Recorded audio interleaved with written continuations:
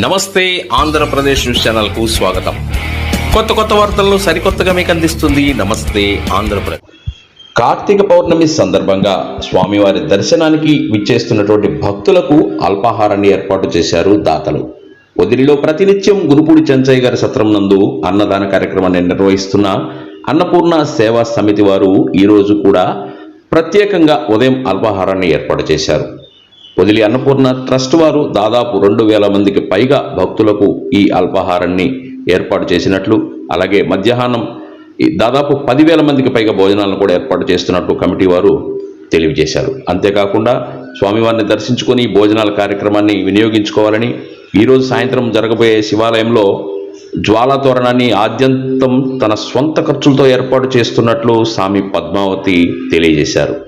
ఈ కార్యక్రమంలో భవానీ గ్రూప్స్ అధినేత పేర్ల వెంకట శ్రీనివాసరావు కూడా పాల్గొన్నారు.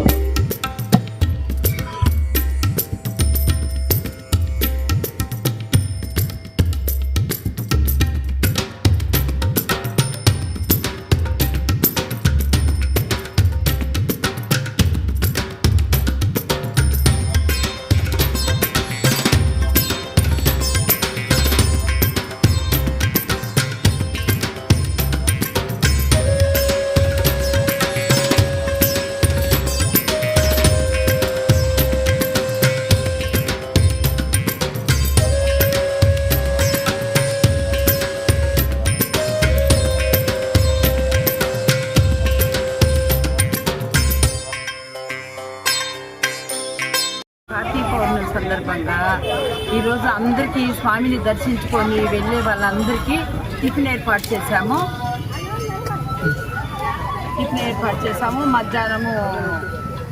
మధ్యాహ్నం కాంప్లెక్స్ కోనేరు దగ్గర భోజనాలు ఉన్నాయి.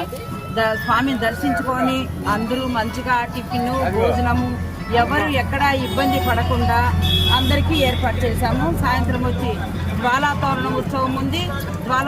జ్వాలాతోరణం తర్వాత కూడా అందరూ భోజనం చేసుకొని వెళ్ళొచ్చు మంచిగా స్వామిని దర్శించుకొని. వచ్చేసి ఒక 2,000 మందికి టిఫిన్ ఏర్పాటు చేశాము. సాయంత్రం వచ్చేసి భోజనాలు 10,000 మందికి.